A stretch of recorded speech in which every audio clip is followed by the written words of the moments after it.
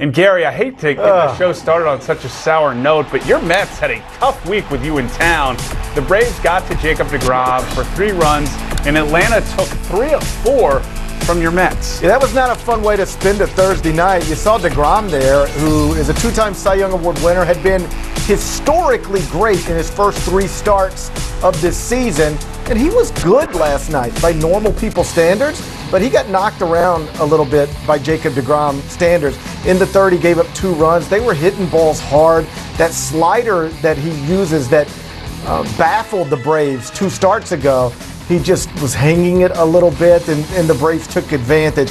Mets still had a chance in the ninth. Lindor leads off, gets on, and then Pete Alonso hits a ball into shallow right that Lindor was running on, so he kind of got lost a little bit. It looked like off the bat maybe something that could be caught. So he went right back to first base. It wasn't caught. Ronald Acuna picks it up, throws to second, force out. Mets never got anything going after that. So that's all the bad news. But the Mets still got a 3.5 game lead in the NL East, so it's not all bad. And with the Astros now going to Atlanta, maybe they can do the Mets a favor this weekend. And you're flying home to Memphis, Yes. so it means the Mets are going to come home at some point and start winning again. I hope so. The timing, Gary, of Tom Brady's return to Bucs training camp remains a bit of a mystery, and head coach Todd did not provide much of an update when asked about the status of his quarterback yesterday. The Bucs don't seem too worried about it, or at least Todd Bowles there does not. But this is pretty unprecedented, and I think that the way that the Bucs are handling it, and we haven't heard from Tom Brady, but both sides, I would say, are handling it,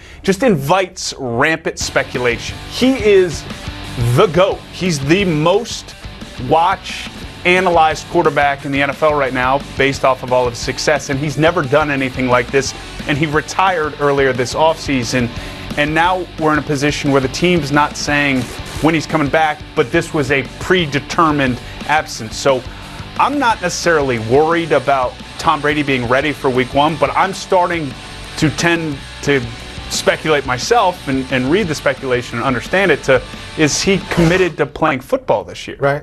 I mean, you say it's pretty unprecedented. I would go so far as to say I think it's literally unprecedented. Yeah. I mean, we haven't seen anything like this. And when you are as famous and public as Tom Brady is, it's a little irrational to expect this type of privacy.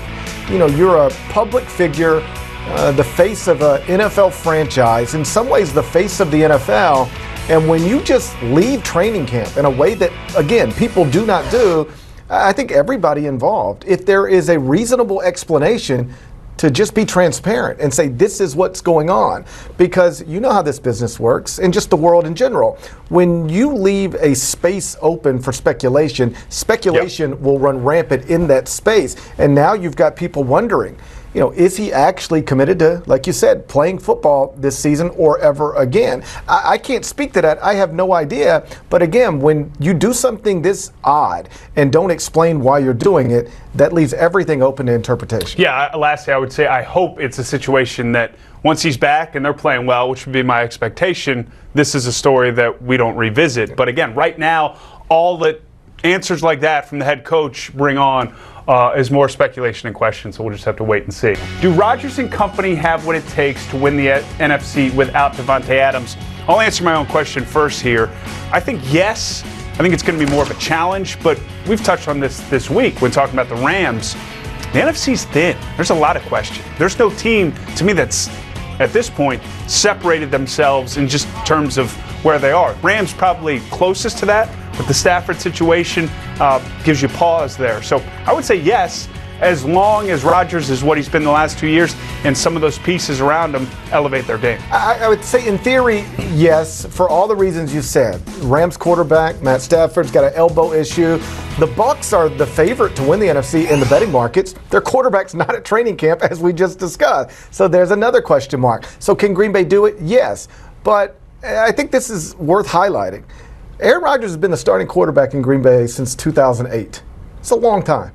They've won the NFC one time in that entire stretch. So, now, how many times have they been in the championship game, though? Because that's the other, I mean, they've been in it, off the top of my head, probably 3 to 4 times. Yeah. 4 times. And I think once you get to that game, now to your point, you have to step up and deliver. The team hasn't done that, but they seem to get there. They get there a lot. They have an opportunity. When you got that guy playing quarterback, you've got a chance. That's why we both answered the question with a yes. But the truth is, they've only done it once since he's been the starting quarterback. So if you're trying to figure out which way to lean, whether they will do it or not can do it or not, but will they do it or not, you'd lean toward no. All right, well, let's move to the AFC, but stay in the NFL, where it sounds like we're going to see a lot of the top guys for the Buffalo Bills on Saturday against the Broncos. Head coach Sean McDermott of the Bills lends us an ear to his plan for this preseason game. Sean McDermott also answering his own questions, and I love the clarity from the head coach. Here's how I view this. Look, the Bills are primed to have a special season, Gary.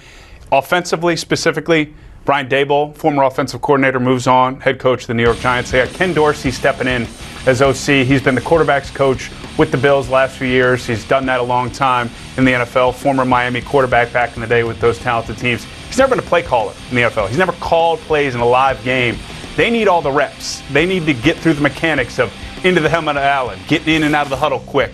Some of those things. So I think that's why Allen and company in this offense specifically will play more in the preseason. It's really to allow Ken Dorsey to get reps in more than the players. I'm fascinated by how differently successful NFL coaches view whether or not you should play starters or meaningful pieces in the preseason. Some coaches say no, not at all. Other coaches are willing to put them out there for, as we described it, a healthy amount of time in the second preseason game.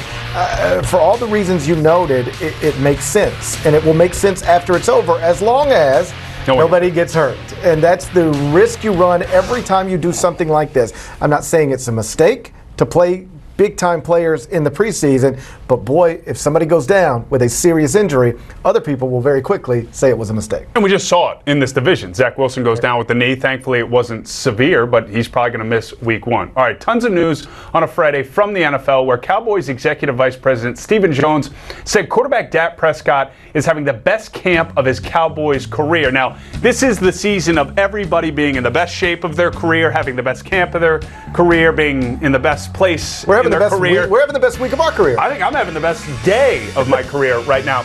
But there is some sort of legitimacy to this, because you think back, Dak was dealing with the shoulder last year, coming off the ankle, dealing with the COVID protocols the previous year. I mean, this is the cleanest training camp that Dak's had in a long time. It's the healthiest he's been in a while. And, Steven said the velocity is up, the accuracy is better. Like, he looks great. And I don't doubt that for a second. The question for me is, how's he going to look in week 1 and week 2? Not necessarily him, but the offense he's running. He lost his best receiver in Amari Cooper. They didn't do a lot to replace him as a number 1 receiver. The offensive line is in some places injured, in other places shaky. And so, there's an argument to be made that you've got Dak Prescott healthy and in the prime of his career, maybe ready to take a big jump as being, the face of arguably the biggest franchise in the league. But did you put enough quality pieces around him to set him up for success? I don't know. Maybe not. Yeah, CeeDee Lamb's going to need to have a breakout year. He has that kind of potential. We're taking our pick on a Friday, GP, so it'll be Jacoby Brissett as the starting quarterback for the Cleveland Browns in the first 11 games in the wake of Deshaun Watson's suspension, as we know. So over under 5.5 wins for the Browns in those first 11. Take your pick. I'm going to take the under. First, because of karma. I don't believe you should be able to be successful as a franchise after giving Deshaun Watson $230 million while he's facing all of those allegations. But secondly, because to go over that number, Jacoby Brissett's got to go 6-5 as a starter. And Kevin Stefanski said all of those nice things about him. I believe them to be true, but he never in there anywhere said, everybody told me he's a great quarterback who can win games consistently in this league. I'm not sure that he is. I'd take the under on this one. Yeah, Jacoby Brissett shows flashes. I also will go with the under. And not even so much because of Brissett, but they've got some really, at least on paper, talented teams they're going to face in the first 11. You've got, as we saw there, Chargers, Ravens, Bengals, Bills, Bucks, Steelers could be pretty good. Patriots could be pretty good. It's just a tough spot for Brissett to be in, and we haven't seen it over an extended period of time for his ability to win games. But we'll have to see through the first 11, because it's going to be the story heading up to, obviously, the return of Deshaun Watson. Take your pick here, GP. Who wins the NL Central, the Cardinals or the Brewers? I'm going to go with the Cardinals, because they've got a 3-game lead right now, so they're in position to do it, but also because I think they're just the better team. Don't forget, at the trade deadline, the Brewers traded away an all-star in Josh Hader. Now, he was going to get too expensive for them very soon, so I understand why a small market franchise might have to do something like that, but teams in first place don't usually trade all-stars. The message that sends to your clubhouse is not a good message. And though the Brewers have mostly recovered from that little losing stretch they went through right after Hader was dealt, they have in that time span gone from ahead of the Cardinals in the standings to 3 games behind the Cardinals in the standings. If you want the computer version of this, 538 still gives the Cardinals a 73% chance to win the NL Central. So if you're betting it, the smart money is to go that way. Thank you for watching. Please like and subscribe, and don't forget to hit the bell for more videos.